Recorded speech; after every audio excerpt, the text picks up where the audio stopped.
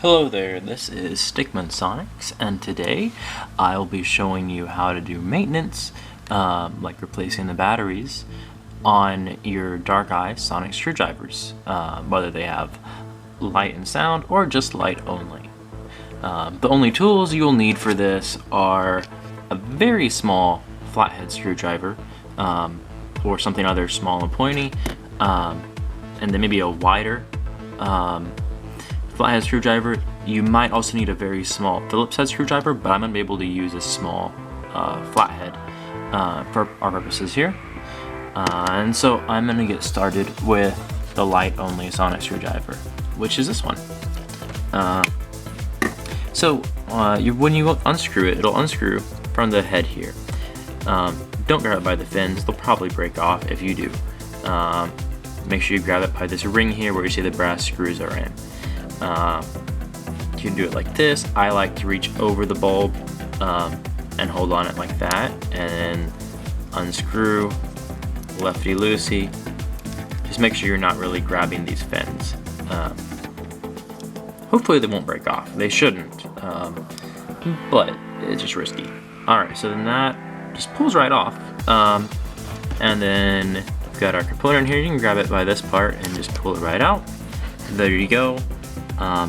This may be slightly modified in future versions, but this is what it looks like for now. And so there's a compartment. We've got three little, I believe they're LR41 batteries in here.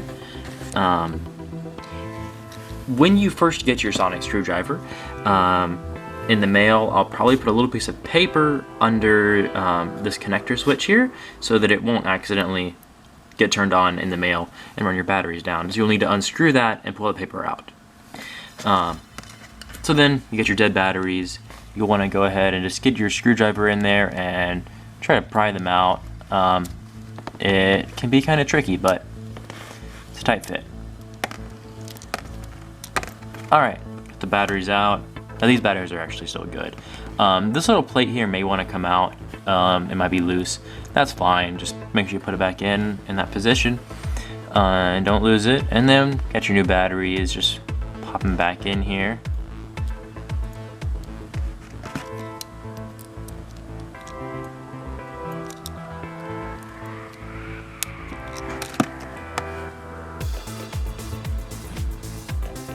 And there we go. If you want to test it, just tap on that, and it should work fine. And then slide it in, and then put it on. I almost started screwing by the crystal. Not a good idea. Screw it gently, holding on to the collar where those brass screws are. Then we want to tighten it until the correct position, authentic to the original prop. Is where you have these two fins with the little circle-y parts and those rectangular parts opposite each other, and this one with that circle-y part facing facing the left is lined up down the middle with that. You can adjust it a little bit, but yeah. And so then look at that, good as new. So here is our sonic screwdriver with lights and sound. We're gonna unscrew it the same way. You can also spin the body instead of spinning the head. Now this one, it's a little different. It actually uses a modified character options or toy sound compartment. And so you just slide it out. Mine works just fine, but we're gonna unscrew and change the battery the same way it would as the character options. These are Phillips head screws, but I have this tiny flathead screwdriver, which works just fine. And again, with this one, I'm actually probably gonna ship it with the screws, with the batteries removed. And just again, because I wouldn't want it to get activated by accident in the package, and the batteries get run down as a shipping. And then again, you'd pop your batteries out here. Or if you just got it in, you would put the batteries in, and then this little thing on the bottom may also fall out. It's meant to do that, but yeah, so just make sure you put that back in if it does fall out. otherwise the screws won't stay in. And then put your screws back in place after replacing the batteries.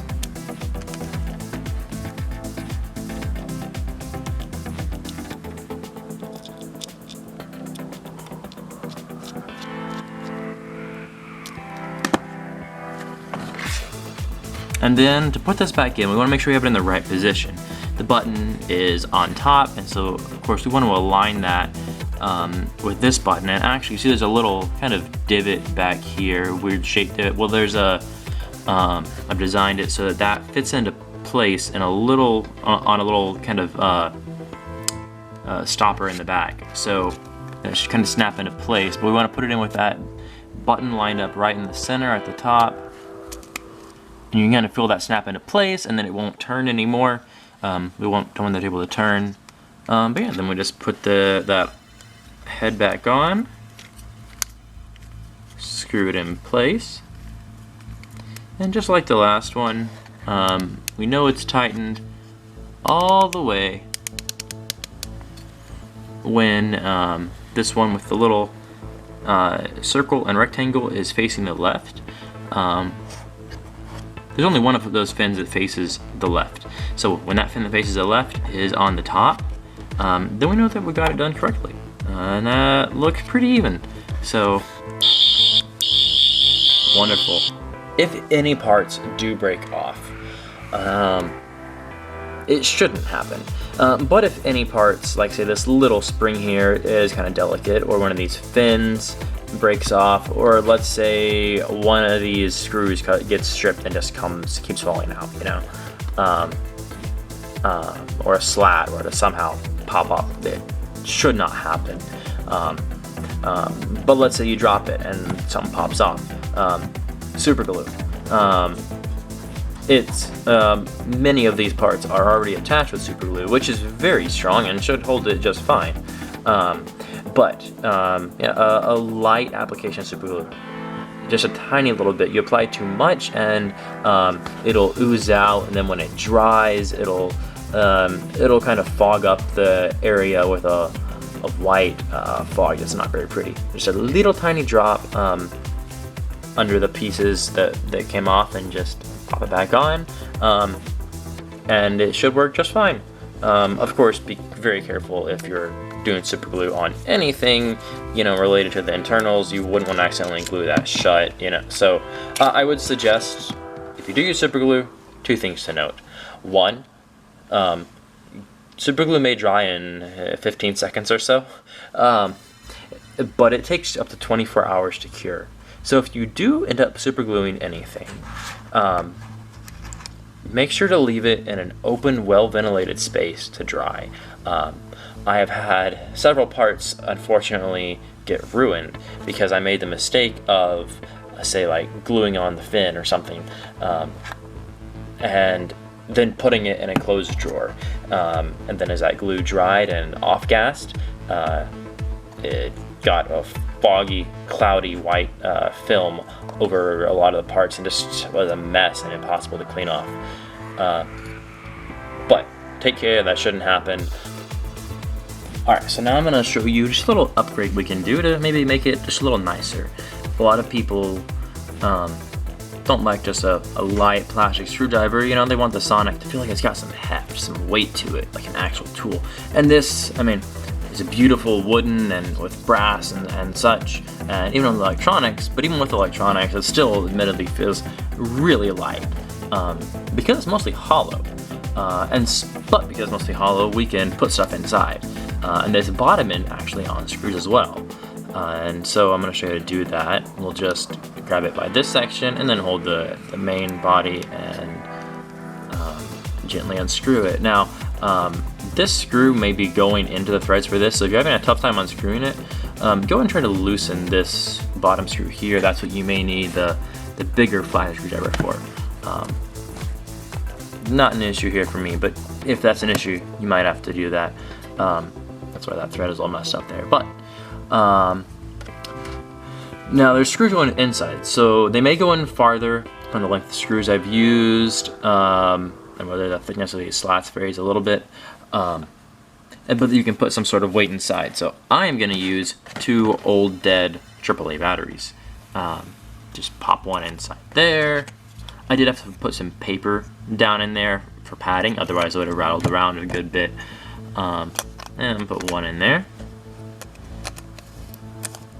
You could also throw some fishing weights in there, you know, like, yeah, because a dense lead would definitely add a good weight to it. And so we want to carefully screw this back in place. The correct alignment, in case you forget, is with one of these screws lined up down the middle on the side with the button, with the wire just on the left side. So there we go. And now it's got a good heft to it. And on the plus side, most of that heft is now at the back end, so if you were to drop it, it would be more likely, center of gravity would make it more likely to fall on the back end rather than on the front end with all the delicate little bits. And in theory, if you wanted to take it apart for transport, because let's face it, this is quite long. I think it's around 10 inches, I forgot exactly, but let's say you want to take it apart for transport. You could unscrew both the bottom and the top.